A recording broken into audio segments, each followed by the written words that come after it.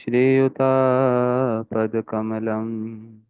श्रीगुरुं वैष्णवांश्च Okay, so when you can sometimes in the श्रीरूपं morning. So साग्रजातं सहगणरघुनाथान्वितं okay, good day. तं Welcome. सजीवं Mm.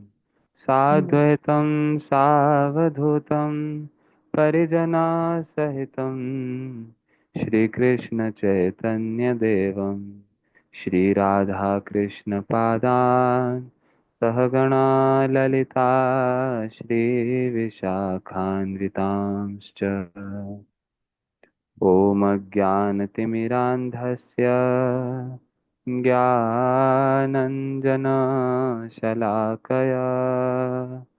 चक्षुरुन्मिलितं येन तस्मै श्रीगुरुवे नमः। नमो विष्णुपादाय राधिकायै प्रियात्मने श्रीमद्भक्तिवेदान्त नारायणिति नामिने। नमो विष्णुपादाय कृष्णप्रेष्ठाय भूतले श्रीमते भक्तिसिद्धान्त सरस्वतीति नामिने। वाञ्छाकल्पतरुभ्यश्च कृपा सिन्धुभ्य एव च पतितानां पावनेभ्यो वैष्णवेभ्यो नमो नमः। नमो महावदान्याय कृष्णप्रेमप्रदायते कृष्णाय कृष्णचैतन्य नामिने गौरत्विषे नमः। हे कृष्ण करुणा सिन्धो दीनबन्धो जगत्पते गोपेश गोपिकान्त राधाकान्त नमोऽस्तु ते। तप्तकाञ्चन गौराङ्गी राधे वृन्दावनेश्वरी वृषभानुसुते देवी प्रणमामि हरिप्रिये। वृन्दाय तुलसीदेव्याय प्रियाय केशवस्य च कृष्णभक्तिप्रदे देवी सत्यवत्यै नमो नमः। श्री कृष्ण चैतन्य प्रभु नित्यानंद श्री अद्वैत गदाधर श्रीवासादि गौर भक्त वृंद। हरे Krishna Krishna Krishna Krishna Hare Hare Hare Ram Ram Ram Hare Hare.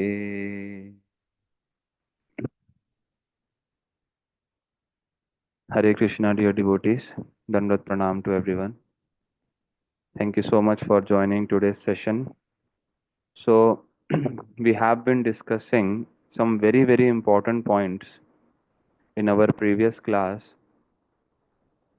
regarding the different uh, understanding of whole concepts of karma yoga, the whole yoga system, and more importantly, today we will try to understand about Varnashram Dharma.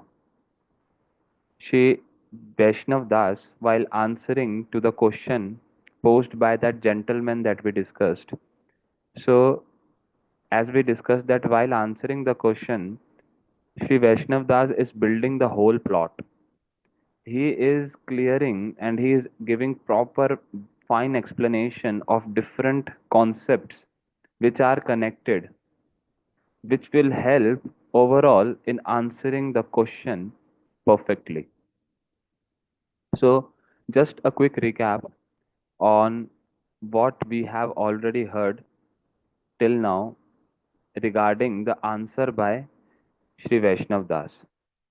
So, I'll just share the screen.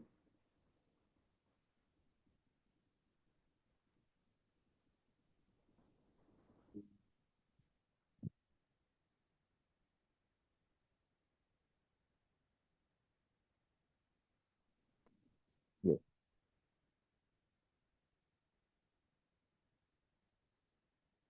So, you all can see here, I have shared the screen. So, we heard about the two types of religious pursuits, Vaidhi, which is impelled by the rules and regulations, and the Raganuga. We heard in the previous lectures the difference between Raganuga, Ragatmika, and everything.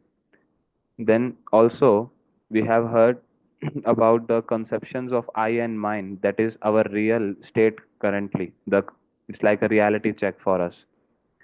So all these things Vaishnav Das explained, and finally he explained that what is the way out. Krishna has devised a plan for that also, and the way out is Shastras. And in the Shastras, there has been mentioning of some rules and regulations, which when the proper general populace, when they follow, then slowly they, what happened? The eligibility, the adhikar, the eligibility increases. So the whole concept of adding all these rules and regulations in the scriptures by the Lord is to make the jivas, make the humans eligible for the right thing, for the ultimate thing. So eligibility comes step by step. And we discussed for that also regarding the different categories. Karma adhikar, Gyan adhikar, Prema adhikar.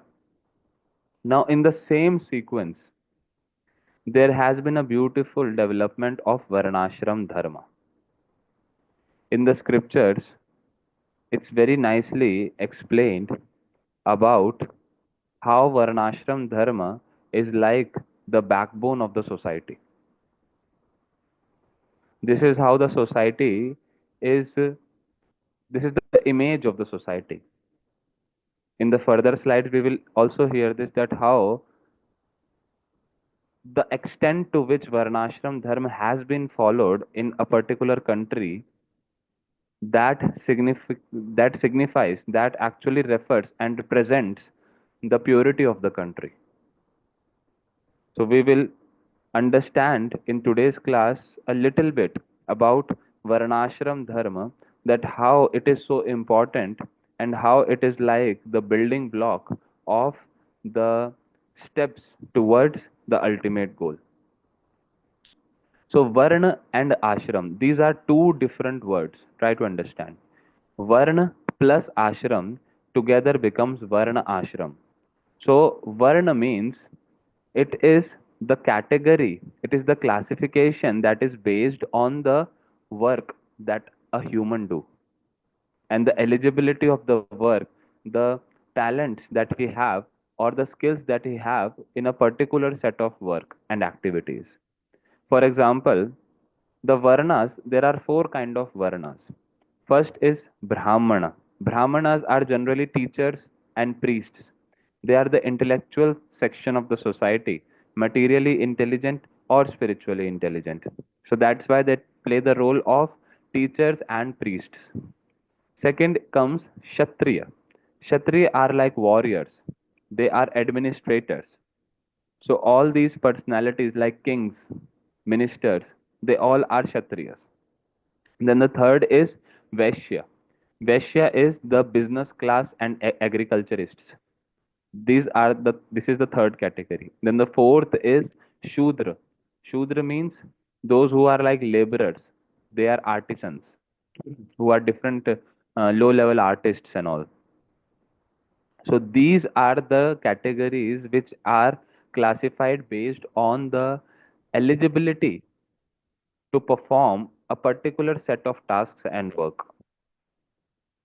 So this is very important. Why it is important? Because a person who is naturally skillful in a particular set of work, when he do that, then his input gives a lot of output. And ultimately, it does not just benefit him, but benefits the whole nation, the whole society. So this Varna has been classified very smartly by the scriptures, and it is recommended that a person with specific skills, with specific interests, should enter into that particular classification of Varnas. Then the second is ashram. We heard Varn, now we will understand ashram. Ashram is like the stage of life. Which stage of life a person currently is? First is brahmachari, in which generally from age, like from birth till the age of 25, a person stays as a brahmachari. Brahmachari means student life, in which he is going to the place of Guru, into the house of Guru, into the school, and he is trying to collect all the knowledge necessary. Then, after that, second stage comes Grihastha, in which a person marry a suitable partner and they live a proper Vedic life. After Grahastha comes Vanaprastha. So, till birth to 25 years of age, Brahmachari. From 25 years to 50 years, a person enters into married life. And scriptures say that from 50 years, a person should start now working for his spiritual upliftment. And he should give up his family life, he should give up his duties. And what he should do? He should go to the forest, except Vanaprastha. Vanaprastha means slowly giving up family life, not completely giving like a sannyas, slowly giving up family life and the bondages and the ties that he has with the family and all the material duties. Now he is getting inclined more and giving more time towards what? Towards his spiritual upliftment. So it's like a retirement. We have retirement plans, right? People these days, they don't want to retire even at the age of 80.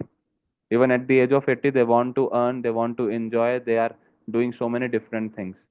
And in the West, we hear that people at the age of 60, 70, they are finding partners. They are finding partners to get married. So, such kind of weird things are there. So, that age, from 50 years, one should start focusing on the spiritual upliftment, completely thinking that I have lived my material duties a lot. Now it's time to uplift myself spiritually. So that he accepts Vanaprastha. And then from the age of 75 around, he accepts sannyas. So these are the different stages of life. These are the different stages of life that a person should go through as per the Vedic understandings. Now, those who are fond of akarma and vikarma are antyaj. For example, those who do not want to follow either varna or ashram, they are called as antyaj. Antyaj means outcast. So these are the whole category classification, varna and ashram. If you are doing work, then you come under one. You should come under one of these four categories: Brahman, Kshatriya, Vaishya, Shudra. And when you are living at a certain stage of life, you should be there in one of the four: Brahmachari, Grihasth, Vanaprastha, Sannyasi. Outside this is called outcast or Antyaj. Who are these Antyaj? For example, a person who is marrying a wife and then he is having so many affairs with different women also, or a woman who is having different kind of relationship with other men apart from her husband. So she is or he is like an outcast. They do not even come under any of these categories. Or a person who is very much attached to material things and he does not want to give up his home, does not want to give up his family life even after certain stage. He is still attached at the age of 80 and going for marriage, at the age of 50, at the age of 60 finding partner and going for marriage. So all these people are called as outcast as per Vedic scriptures. So, Varnashram Dharma is the duty for the social castes and spiritual orders. Social caste and spiritual order. So, it is very important because it is based on the nature of different human beings and their natural eligibility traits. A person who is qualified for fighting and protecting the citizens of the country, then he should do the work of Kshatriya. These classifications of work are not based on birth. If they are just based on birth, then the original purpose of Varnashram will be lost. These all different categories of work, it is not based on birth. How, for example, a son of a doctor, he will only be called as doctor when he is qualified. He has completed the studies of medical exams, medical college, university, and then he will get a degree of being a doctor. It is not that, oh, he is a son of doctor, so he is also a doctor. No. So, in the same way, a son of Brahman, a son of Kshatriya may not have those eligibility traits, may not have the skills that are required. And if he is not able to attain that skill, then he will not be called as a Brahmana or a Kshatriya, even if he is the son of a Brahmana. Just being the son of a Brahmana by birth does not make a person Brahmana. There are qualities of a Brahmana. There are qualities of warriors. There are qualities of businessmen. If these qualities are not there, then a person is not in that section. He belongs somewhere else. So it's necessary to understand this, that these Varnashram system is not based on birth but based on the eligibility.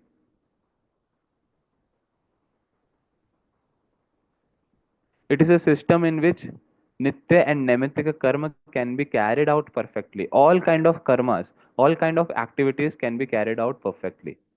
So here, Srila Bhaktivinoda Thakur has taken the reference from Srimad Bhagavatam and has described very nicely the different qualities of these different varnas.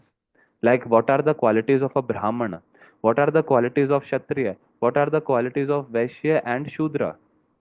These are the qualities that how a Brahman will be. He will be very controlled from mind, senses, austerity, cleanliness, satisfaction, simplicity, devotion to Lord, compassion, truthfulness. All these qualities will be naturally there in a Brahmana. If these are not there, then even if he is a son of Brahmana, he will not be considered as a Brahmana as per Varnashram system. But people forcefully they pose themselves that no, no, no, I am the son of Brahmana, so I should be respected like that, I should be treated like that. But that is not very beneficial. In the same way, there are qualities of Kshatriya, qualities of Vaishya and Shudra. We can, you can read all these qualities I've just described for the sake of completeness, that how Shrimad Bhagavatam has described this. And most of us many times, we do not fall in any of these categories. For example, if we just take the case of Shudra even, a Shudra who is the lowest of all Varnas, Shudra is the lowest of all categories. What does he do? He performs services.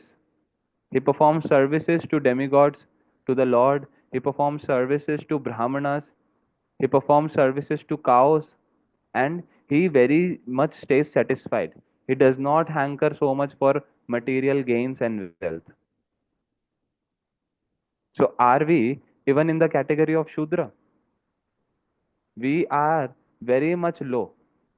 Our consciousness in Kali Yuga, especially the jivas of Kali Yuga, they generally are they are getting into the category of Shudra from birth, and then when they keep growing from birth, they go young age, adult age. By the time they become young, they actually fall from Shudra category to the outcast category, which is out of all these four categories. It is said in the scriptures that in Kali Yuga, everyone is born Shudra. No one has the qualities of Brahmana, no one has quality of a real Kshatriya or a real Vaishya. People think that, oh, I have so much interest in making money. But so I am a Vaishya, I am a businessman. But no, the real qualities of a real businessman is what? That he is very much devotional also. He consider that everything that I have, it is only because of the Lord. In real, The Supreme Lord is the real master of all the wealth that I am having. So he has the desire to collect more and more wealth, but he has the similar desire to give more and more charities also for the devotional purpose and projects. So these are the qualities of a real businessman. But do we find it? We do not find it. The real businessmen, they have so much desire to serve Brahmanas and devotees of the Lord.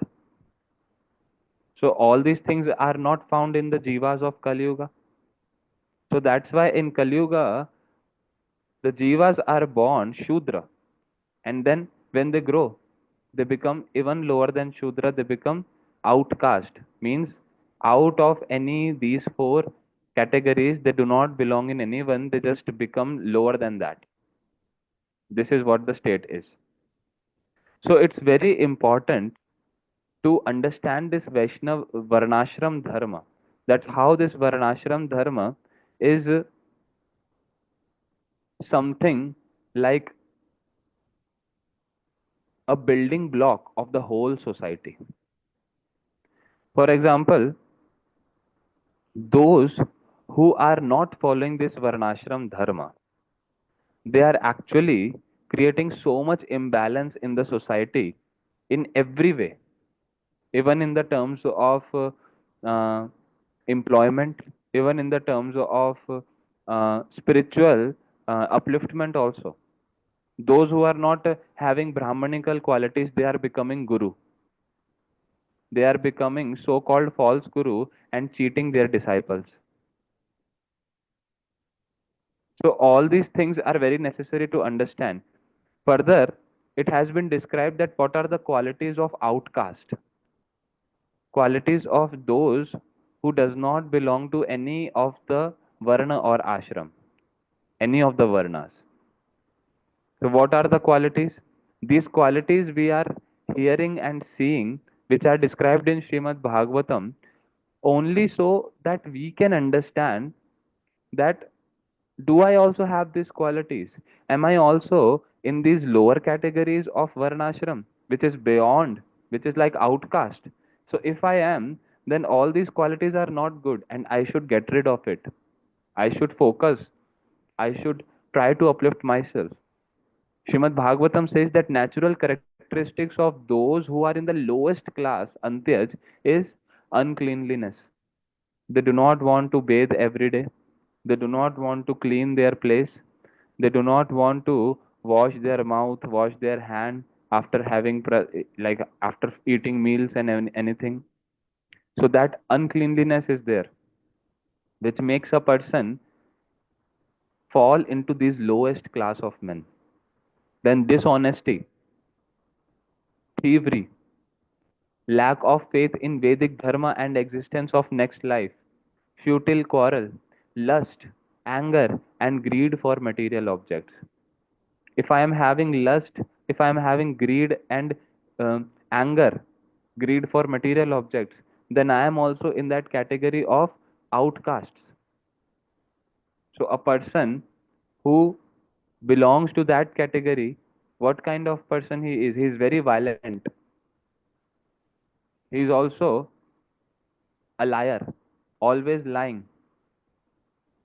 He does not fear in speaking anything wrong or lie.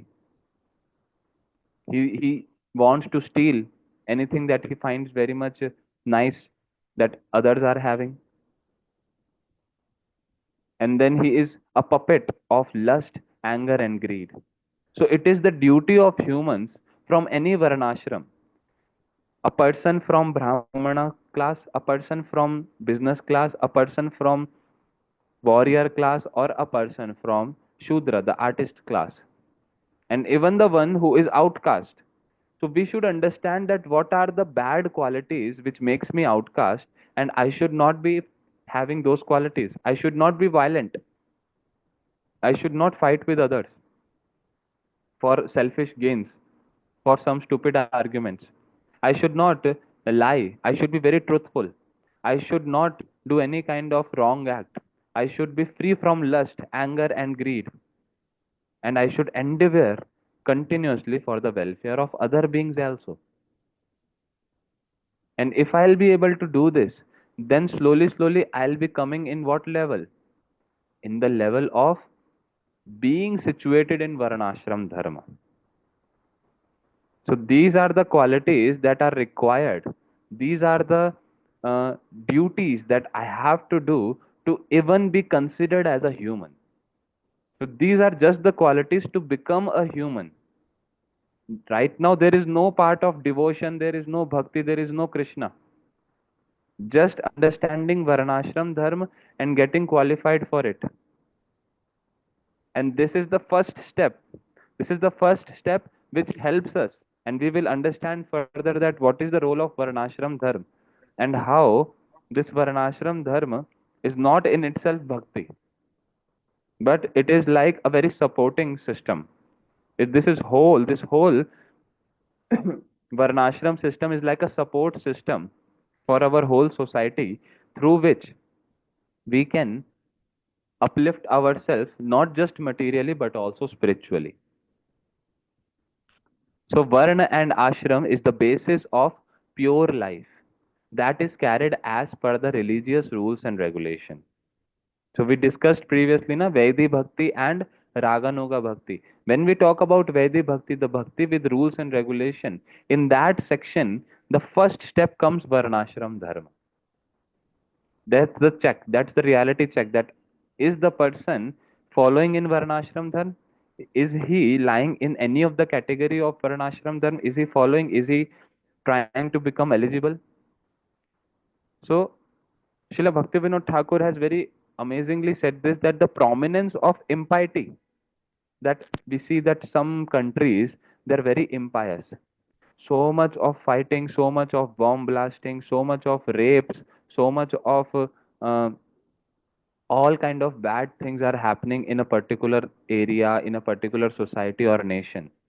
So that is measured by the extent to which varnashram system is absent in that area. The extent to which varnashram system is absent in that country shows the level of impiety in that area, the level of all kind of bad wrong things that are happening in that area. So, how important Varnashram system is, we can understand this.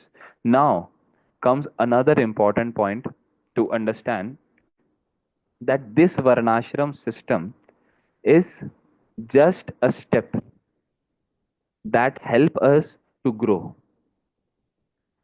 As Srila Bhaktivinoda Thakur is explaining here, that we saw this slide in the previous lecture also, visualizing the yoga system, that how a person slowly, slowly he raises himself to the level of bhakti yoga. How that happens? So there is a question by Sarveshwari Didi. Vaishyas are theist, mean believed in God, the two categories before. Okay, I'll answer this at the last separately. So right now, visualizing the yoga system, we already heard in the previous class that how we experiencing Maya is how it's very important to experience Maya's bewilderment. And then only a person adopts the path of karma and slowly adopts karma yoga, jnana yoga, and ultimately bhakti yoga. So all these things, when a person he experience bewilderment of Maya, so when he is adopting the path of karma, what is that path of karma? That path of karma should be under Varnashram system. I should not see, karma means activity. There is activity of stealing, there is activity of doing all the dishonest things. So I'm not adopting those kind of karma. What kind of karma I am adopting, that is something very important to understand. So Sri Vaishnav Das here is explaining the whole concept of karma as well. Because we as humans, we cannot live without activity. Even taking breath, eating, these are also activities. So it's very important to understand this whole division and categorization of activities. classification of karma. And that's what he explained in the next slide, that the path of karma, what is karma? Activities from the body and mind in the course of maintaining one's life. We all are maintaining our life right now. We all are doing all the necessary stuff, and while doing that, we are doing so many activities from our body and from our mind also. So now all these activities are classified into two sections primarily. What are the two sections? First is Shubh Karma, means auspicious activities, activities that brings auspiciousness. Second is Ashubh Karma, means inauspicious activities. So among inauspicious activities, what comes? All kind of sinful activities that I do are inauspicious. Why? Because they make my heart very hard. They does not make my heart soft. They make my heart very impure and very hard, like stone like hard like stone. So all kind of sinful activities comes under inauspicious activities. And also non-performance of activity, that okay, I'll just sit. I'll not perform sin. I'll just sit. So that non-performance of activities also is in which category? Inauspicious. Because Krishna has not said to become lazy and don't perform any activity. And that cannot happen also. We cannot actually live without performing any kind of activity. Because every day, all the time, even if I'm sitting, I'm performing some activity. I'm breathing, I'm just sitting and watching phone, suppose. So watching that phone is also kind of an activity. So all these activities which are sinful activities, and even the non-performance of activities, being lazy and not doing anything, just lying down watching phone and this, these are all inauspicious activities. So this is the second category, that is inauspicious activity, which is also called as ashubha karma, as you can see in the slide, ashubha karma. Now there is another section, as we discussed, that is auspicious activities, that is shubha karma. Among shubha karmas, auspicious activities, there are three classifications. One is Nitya karma, second is Naimittika karma, and third is Kamya karma. Nitya karma means the everyday task that I do. Every day I have to wake up. Every day I go to the office. Every day I earn money. And every day I am maintaining my family, my body, all these things. Naimittika karma are some circumstantial rights. These are circumstantial. These are not everyday thing. Sometimes I have to do because of my obligations. Then the third is Kamya Karma. All the activities that I am performing very passionately, keeping myself in the center, that, oh, I will get this by performing this activity. I will get this. Oh, I will not get this. Should I get this? Should I do this? Should I do that? So I will be happy. So everything that is self centered, this is called Kamya Karma, and this is rejectable. This is not something very nice to do, although it is not in the inauspicious activity, because a person here is trying to, in one sense, he is not giving pain to others. Inauspicious activities are those which are somehow or other giving some kind of pain to other living beings. That is like sin. This is the meaning of sin as per the scripture. Papasya parapidanam. Papasya parapidanam means, sin means, it's the definition of sin. Performing any act that gives any kind of pain, any kind of hurt to other beings. So that is sin. So a person might not be performing sin, he is doing things for himself, completely self centered. So, but still, it is rejectable. It is not as good as Nitya Karma and Naimittika Karma. So it's important to understand these differences of different activities that keep on going in my life, and which activities are wrong, which are right. And among those right activities, what is the real essential activities? So these are very practical teachings that she, Vaishnav Das is explaining in this. Then further he said the difference between Nitya karma and Naimittika karma. In the previous slide, we just discussed the that auspicious activity in the life of a general man, they come in two categories that should be performed. We are not, we have already discarded all the inauspicious activities consisting of all the sins and everything. And also, we are saying that a person who is very much inclined to progress, he will not perform just self centered activities also. He will do what? He will either do Nitya Karma, that is his obligatory daily rites, or he will do Naimittika Karma, the circumstantial rites. So, understanding that a person, a genuine healthy mind person who is taking up with Nitya Karma and Naimittika Karma, what are the differences?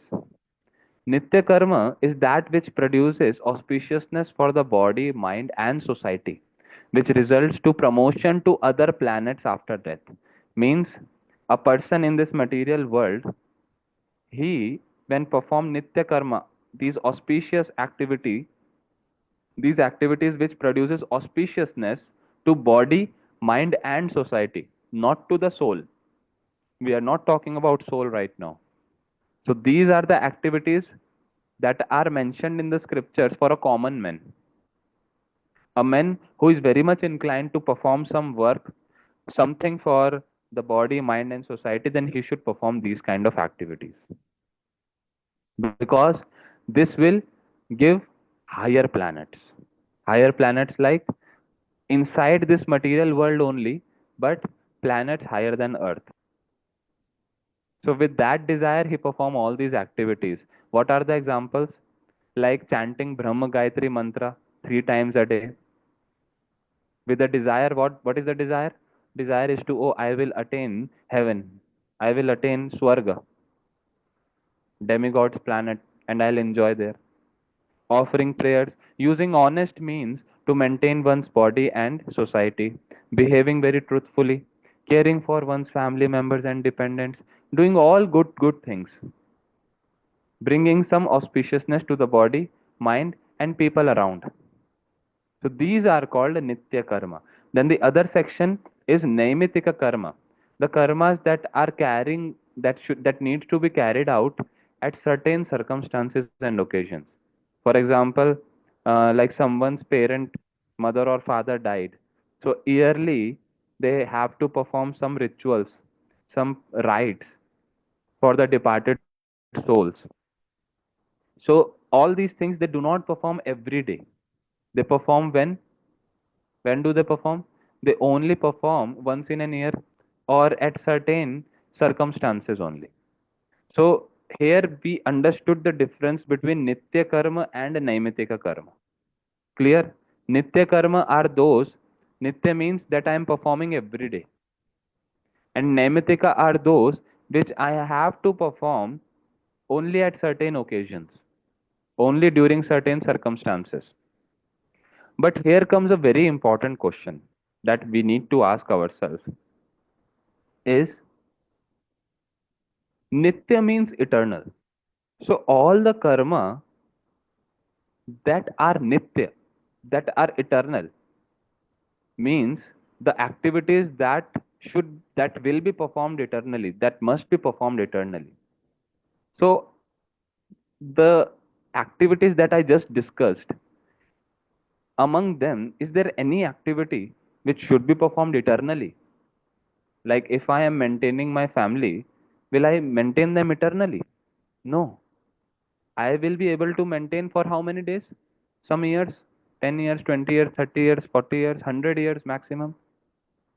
Then what will happen? So, a karma means activity. All kind of material activities that I perform, how can they ever be eternal? They can never be eternal. Because these activities are only up till the time I am having this body. As soon as this body has been taken, will I be able to perform these material activities? No. So all the activities that I discussed as nitya karma, they are not nitya. They are not eternal. So what they are? Why then Nitya Karma has been used as the term for them? Try to understand this. Today, it's very important class through which we will be able to understand the difference between Nitya and Naimittika in real. In general way, we keep on saying like this in this example, we just said that Nitya Karma is that which we perform every day. But for how long? Nitya means eternal. And that which I am performing every day is just for a couple of years, just for like few decades. After that, I'm not performing that. So I'll explain this with proper example and diagram. See this. Here a question is aroused that what? Wait a minute. How can karma be nitya as we discussed? Because karma in this world is a means to an end. After certain years of performing my daily activities, what will happen? I'll get old and I'll die. So actually karma is never eternal. So how it is said? Because it is used in different sense. Different sense of using the word karma. One is the sense that we just used in the previous slide. What was that? In the routine sense, figurative sense. That okay, that activity which I perform every day is nitya karma. Like I wake up, I take bath, and I go to washroom. Then I am going to do my job work. I am maintaining my family. I'm being truthfully earning. I'm being honest in my occupation. All these things, they are day to day thing. So in a routine sense, we just said that okay, this is nitya karma. But in the absolute sense, when we talk about in the spiritual sense, then nitya karma is completely different. In the spiritual sense, the word eternal becomes completely different from this. Here we have just used the word nitya, eternal, for our everyday course, everyday tasks. So words like nitya dharma, nitya karma, and nitya tattva can only be used to describe the pure condition, pure spiritual condition of the jiva. Everything that we are talking in terms of nitya, in reality, they should be used only for the jiva because jiva is nitya. The soul cannot die. The body will die. So everything related to body is not nitya. I may, in a very casual way or in a routine sense, I may say that okay, because I perform this task every day through this body, so this is my nitya task. This is my eternal task. Every day I am performing. But no, that performance, that activity is just based on this body, mind, and society. So that is in a different section. Keep it apart. Keep it in one side. They are, even if they are, you are casually calling it as nitya karma, they are not nitya karma. They are only up till the life you have right now. As soon as this body dies, that karma will not be there. It will change. So what is nitya karma then? How to understand what is nitya karma in real? I hope you all are understanding my point that I'm saying, that the nitya karma that we just discussed is not actually nitya karma. It is just based on the body, mind, and society. So all those activities are not eternal. They are very temporary for a couple of years, for a couple of decades. Then when we talk about nitya karma, what are the nitya karma? Because it is clear that any activity that I perform in this world is meant to an end. It's meant to meet the end. Means uh, it will actually terminate at one point. So karma can never be eternal. So when I am talking about nitya karma, then what are those activities which can become nitya karma? So the answer is no activity. Only and only karma can be thought of as nitya only in indirect sense. What is that indirect sense? What is that thing which makes karma nitya karma? And here comes that same point that we discussed in our previous class, that ladder. We talked about the ladder in which there are different steps.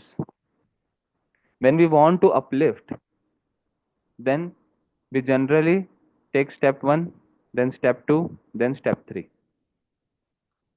Now, carefully understand this, that in this step 1, step 2, and step 3, step 3 is Bhakti Yoga, step 2 is Jnana Yoga, step 1 is Karma Yoga, right?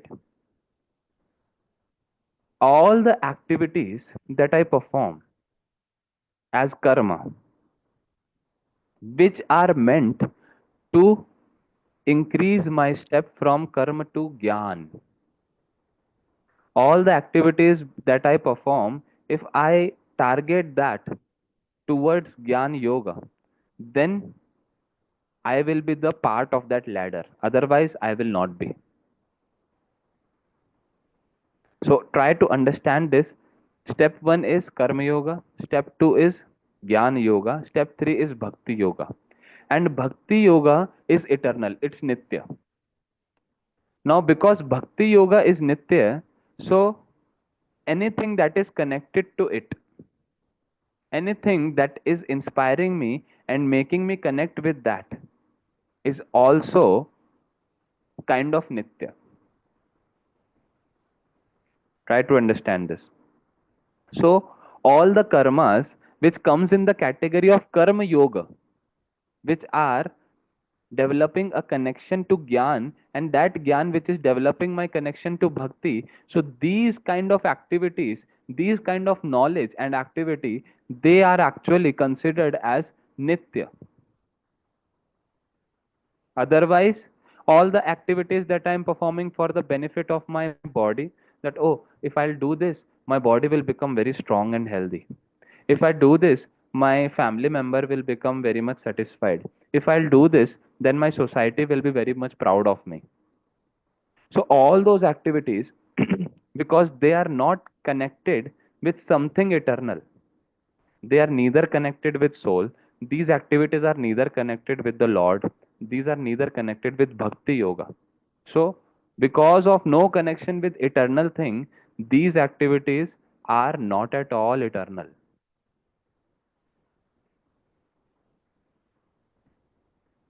So, there are some activities which I perform, through which I attain some knowledge, through which I attain that spiritual knowledge through which I can perform Bhakti Yoga. I perform certain activities, certain tasks through which I attain what? Devotion. I attain some knowledge about my soul, that who am I? I attain some knowledge about Krishna. I attain some knowledge about what? Devotion to Krishna. So, because all those things are eternal, so whatever activity I'm doing have some connection with that eternal thing. So that's why what is the point? These activities are still be thought as Nitya. These activities are much better and appreciable than the activities which are just based on body, mind, and society.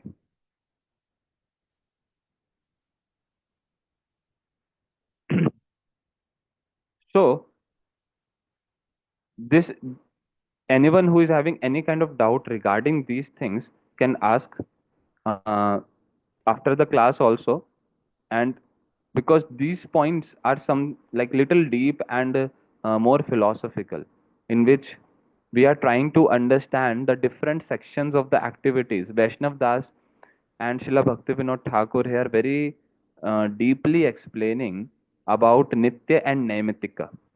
So Naimittika, we understand that which is circumstantial, and Nitya is that which is eternal. Circumstantial is something which I do for a specific period of time, for a specific reason. And eternal thing is that which I can do all the time. So, taking care of parents, doing all the good activities in the society, welfare, donations, all these things, they are helping me in a certain level. But they are not nitya, they are not eternal, they are circumstantial. They are not at all Nitya. Now there comes another category of activities in which a person is performing such kind of work so as he can attain some spiritual knowledge. So those activities to attain spiritual knowledge also is like what? They are until the time I have attained spiritual knowledge. Because after attaining spiritual knowledge, I'll no longer do those activities. So try to understand this one point, that whenever we are talking about spirituality, whenever we are talking about different karmas and activities, then it's actually from a relative viewpoint. This will be clear from this slide. See,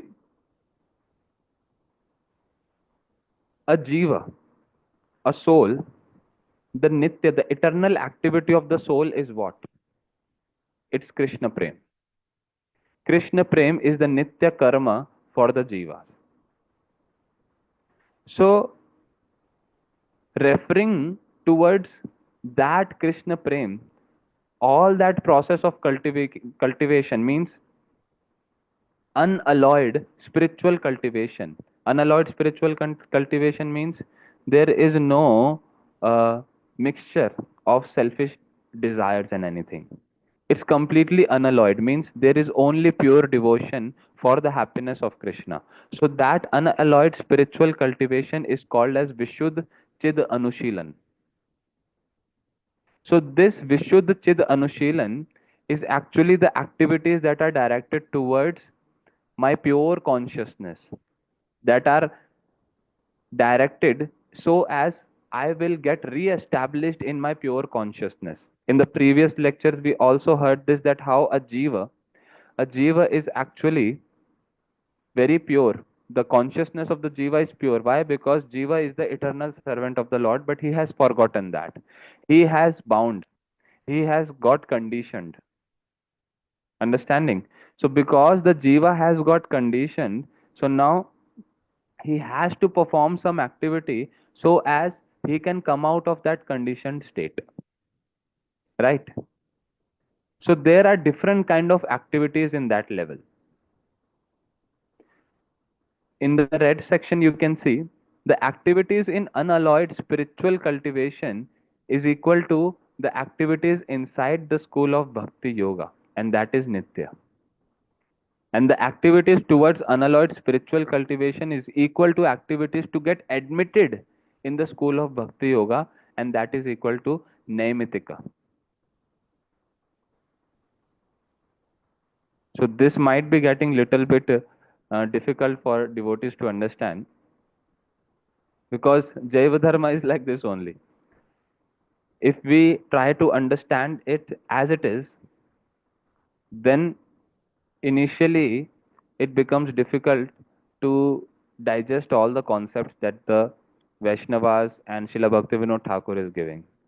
But once, after repeated hearing and contemplating on the subject matter, slowly we are able to understand the gist of it. It's very important to understand the real uh, categories of what is Nitya and what is Naimittika. First of all, we have to become very much comfortable with the words Nitya and Naimittika. Until we are able to visualize what is Nitya, what is Naimittika, we will not be able to categorize. Now I will explain with a very simple example so that it becomes little bit more clear. Consider we already has proper understanding of one point, that everything related to bhakti yoga, everything inside this bhakti yoga circle is eternal, right? Now there is one section of activity which I am performing in this material world, like we already discussed. So all those activities can never be nitya karma, that is obvious. Why? Because those activities that I am performing in the material world It's only based on temporary objects, my body, my mind, and the society. So obviously, that is not eternal. So that section of work, activity that I am doing for body, mind, and society is not at all Nitya. When we say it is Nitya, as we just discussed, that Nitya word is just used for the regular everyday means. That's it. So that is set apart. Now, when I am here and I am performing some activities through which I can get admitted inside this Bhakti Yoga circle. Activities inside this Bhakti Yoga circle are obviously Nitya because Bhakti Yoga is Nitya. Bhakti Yoga is connected with the Lord and the soul. So that's why it's Nitya. Any activity that I perform inside Bhakti Yoga is Nitya because Bhakti Yoga is like spiritual world. Now, to enter inside this Bhakti Yoga, to enter inside into this realm of spiritual world, what I have to do? I have to perform some task. For example, if I want to get admitted in the university, so to get admitted in a university, I have to study. I have to do certain things. I have to not just study but also build my character because in good universities, not just your score, but many other things are also taken into considerations. In a good university, when we want to enter, apart from nice and high score, we should have a proper character certificate, proper character, should have some extra curriculums.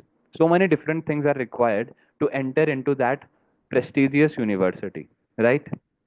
So now the activities that I am performing to enter into that prestigious university is different from the activities that I will perform after taking admission in that university. That's clear? The activities that I'm performing before being admitted into that university is different from the activities that I'll perform after entering into that universities. So in the same way, the activities that I am performing to enter into Bhakti Yoga, they in one sense called can be called as Nitya, can be called as eternal because it is connected with that eternal thing. It is connected with that Bhakti Yoga which is Nitya. But still, after entering into that Bhakti Yoga, I will not perform those kind of activities. So, those activities which appeared and which were considered as Nitya, they also are not considered as Nitya and are now considered as Naimittika. Naimittika means circumstantial. It was a certain circumstance. I wanted to enter into Bhakti Yoga, and for that, I was performing Karma Yoga and Jnana Yoga. I was performing Karma Yoga, Jnana Yoga to enter into Bhakti Yoga. As we discussed in the previous classes, that how this is like a ladder. Karma Yoga first step, second step, Jnana Yoga, third step, Bhakti Yoga. Right? So I am taking this first and second step to enter into that Nitya Tattva, Nitya Dharma, that is Bhakti Yoga. So because I am taking the step to enter there, after entering, I'll not follow these two steps. I will not now again get back to Karma Yoga and Jnana Yoga. Why will I get back after entering into Bhakti Yoga? No, I will not. So, in real, the activities inside that Bhakti Yoga circle, activities that are fully related with spiritual world, with Krishna's world, only those activities which will surely and fully connected with that thing is Nitya, is eternal. Else all other dharmas are what? Temporary. Naimittika. Naimittika means temporary. Nitya means eternal. So even the Varnashram dharma that we discussed, Varnashram dharma also what it is helping me? It is helping me to become a human first. I have to follow Varnashram Dharma. If I do not follow Varnashram Dharma in the initial stage, what I'll become? I'll become like dogs and hogs. recklessly enjoying, doing whatever is coming in the mind. So, no, that's not meant for me. First, adopt Varnashram Dharma. Slowly, become eligible. Do Karma Yoga. Enter into Jnana Yoga. And when you enter into Bhakti Yoga, then this Varnashram Dharma will not be required. Because Mahaprabhu, he has said, Naham Vipruna cha Narpatir, Napi Vaishuna Shudro, Naham Varni cha Navratir, No vanasto yatirva, Kintu Prodya Nikhila Paramananda Purna Mritabdir Gopi Bhartu Padakam Dasa Dasanudasaha. That I am not Brahmana. Mahaprabhu is saying this. I am not Brahmana. I am not Kshatriya. I am not Vaishya. I am not Shudra. Neither I am a Brahmachari. Neither I am a Grahastha, nor a Vanprastha, nor a Sannyasi. Then who I am? Gopi Bhartu Padakamalayur Dasa Dasanudasaha. I am the servant of the servant of the servant of that Supreme Lord Krishna, who is the master of gopis. So this is my identity. This is my real eternal identity. But I don't get that identity from day one. A person who is completely entangled into material things and doing all nonsense, first he has to accept Varnashram Dharma. He has to consider himself in one of the Brahmachari, Grihastha, Vanaprastha, Sannyas. He has to consider himself to bind himself with the rules and regulations so he does not enjoy like animals and do stupid things. So, all those things that he is doing with a purpose to get admitted in the Bhakti Yoga school, in that Bhakti Yoga realm. So, because these activities that he is doing are connected to that Nitya Tattva, to enter into that eternal school, eternal area. So, even though it looks like eternal, these are not eternal. Varnashram Dharma is not eternal, it's temporary. As soon as I lift myself up to this ego of being a Brahmana, because these egos are also dangerous for my bhakti. Suppose I am a Brahmana and I have this ego, see, I am from the best of all classes. I'm best of all classes. I know these scriptures. I know these nice Vedic hymns. I know how to do yajna. I do my Sandhya Vandana. I chant my mantras, this and that. I am so superior to Shudras, I am so superior to Kshatriyas and Vaishyas. So all these things will bring what? Ego. And that will become an hindrance for me in where? Hindrance for me to actually remove that dirty covering from my soul. I want to get rid of all that wrong consciousness that have been applied on my soul.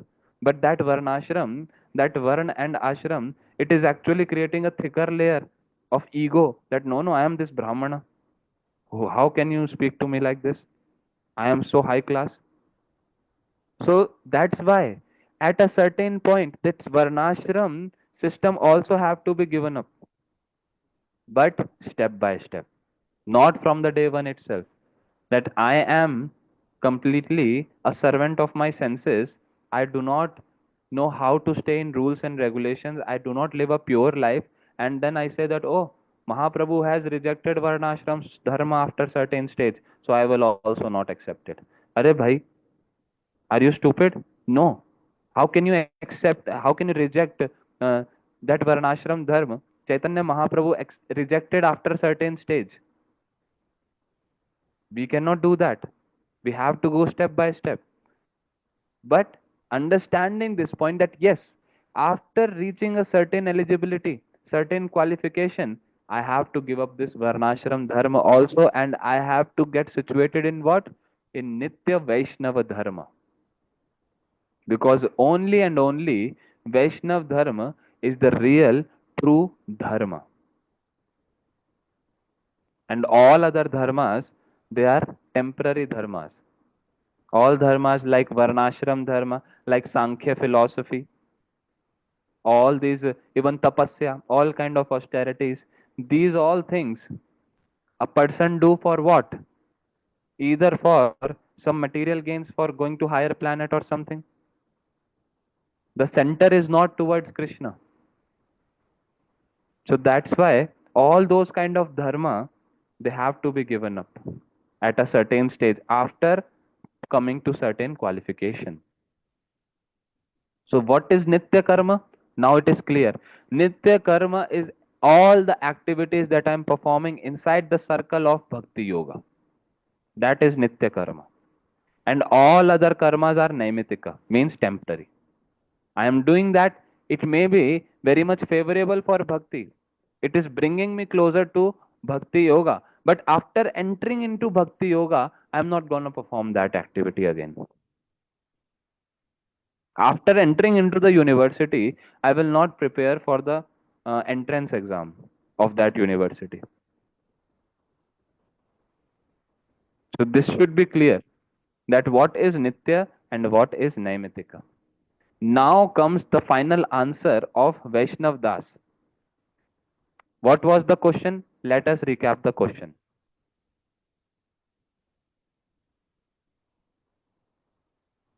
So the question was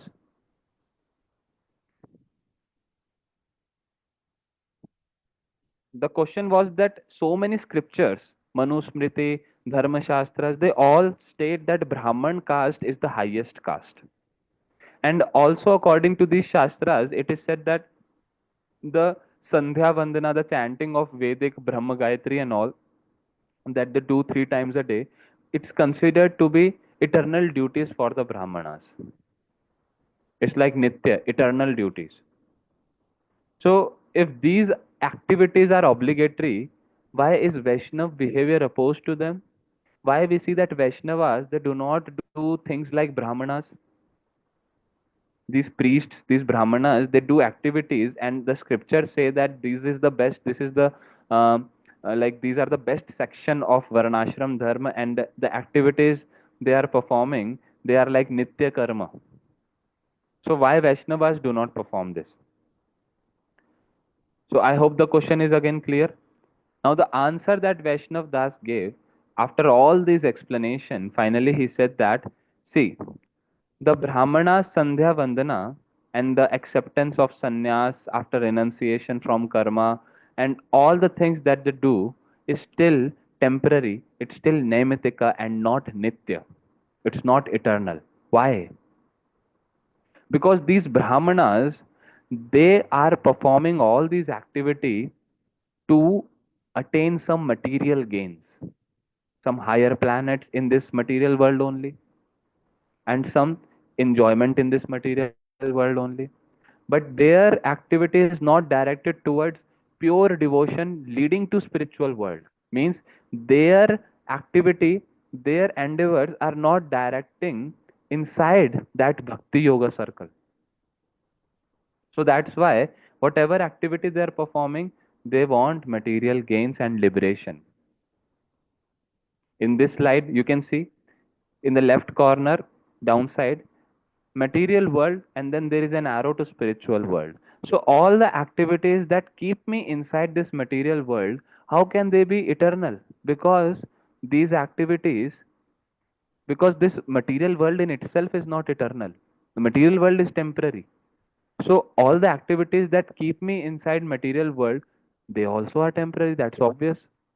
Then there might be some activities which are helping me to get out of this material world and get inspired to go in spiritual world.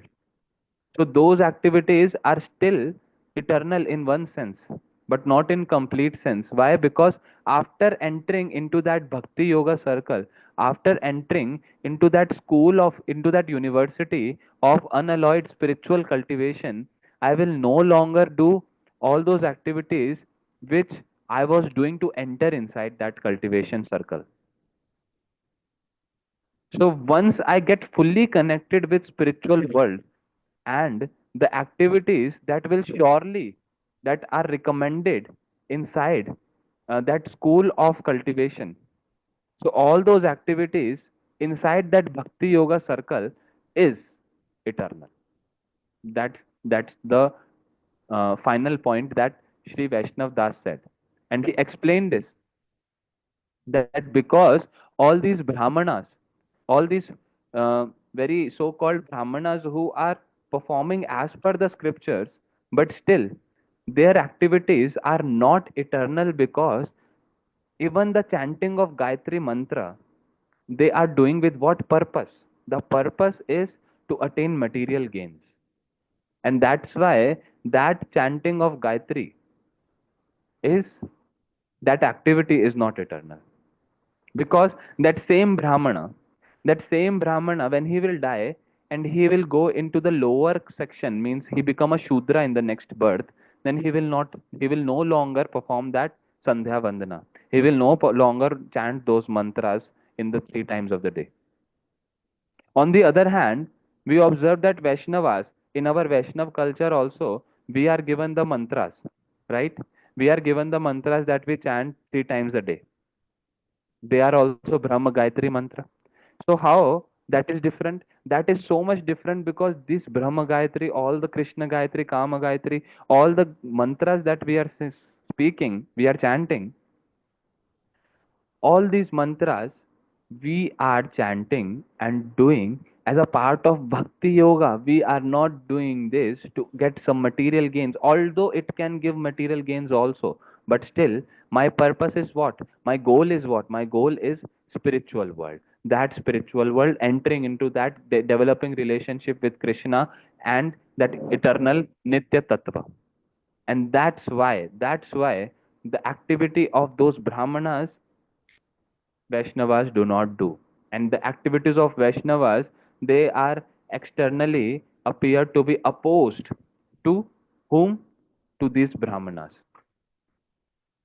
So these activities, they look opposed, but it's not that the Vaishnavas are disrespecting Vedas. This is the final point of Sri Vaishnav Das.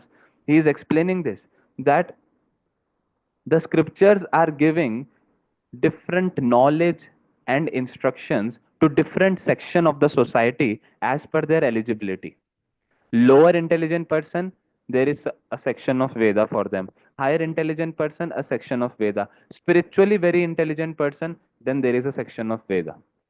So in all these sections, in terms of material world, sections related to material world and activities, the Brahmanas, they come to the top. So if Brahmanas are performing and getting some instructions and teachings from a particular section of Vedas, then there is also a higher section which is for Vaishnavas. So Vaishnavas are following this. So if it externally appears that, oh, Vaishnavas are not following what these Brahmanas are following, so that means the Vaishnavas are opposed to Brahmanas. No. Vaishnavas are doing what they are meant to follow. Vaishnavas are still following Vedas and scriptures only. Externally, it may look that they are not doing the activities as Brahmanas do. But why will they do? Brahmanas are not spiritually fully awakened. Vaishnavas are those section of the society who are spiritually awakened. So obviously, their rules and regulations, their activities will be little different from Brahmanas. So that does not mean that they are opposed to Brahmana. They are also following the same scriptures and they are in the same line and ultimately to the same goal. That's the most important point.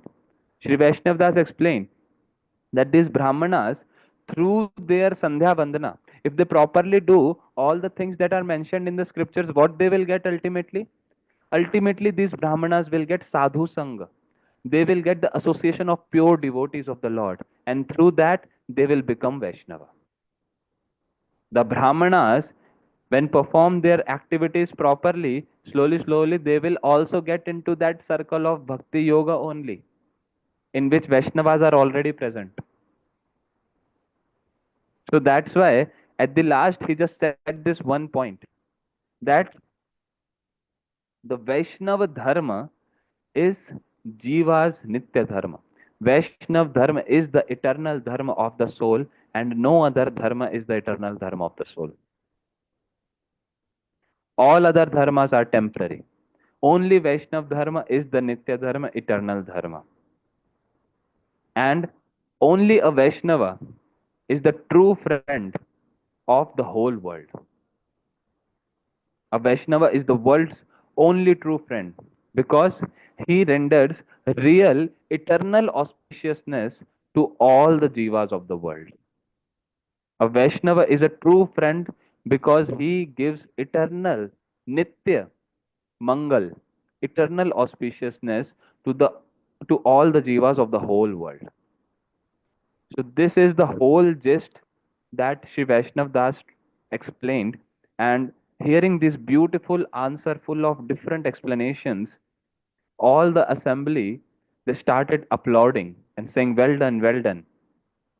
They started having tears in their eyes, hearing this beautiful explanation by Vaishnav Das. And this gentleman who posed the question, he also get fully satisfied after hearing and got very strong faith in Vaishnavism, developed very strong faith in Vaishnav Dharma, that how beautiful it is. It is the only Dharma which is Nitya, and all other things, they are temporary. All the Varnashram Dharma, all the different injunctions of the rules and regulations of the scriptures for different section of the society is based on the eligibility to slowly, slowly progress that person towards this real circle of Bhakti Yoga, towards this real circle of Vaishnava Dharma. So this was the whole essence that Sri Vaishnav Das he tried to explain.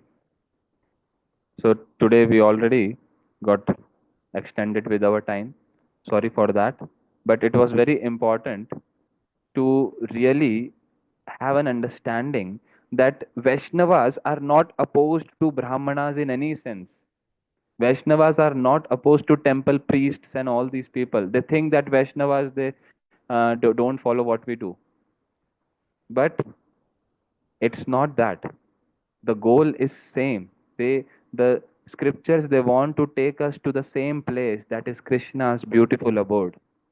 But the different rules and regulations and instructions are given as per the qualification of the human. So that differences in the instruction does not create any kind of oppositions. It's just in the mind. So overall, understanding the difference between what is Nitya and what is Naimittika, that how all other dharmas are Naimittika, temporary, and only Vaishnav Dharma is Nitya Dharma. Only that which comes inside the Bhakti Yoga, that is Nitya, that is Nitya Karma, that is Nitya Dharma, and that is Nitya Tattva.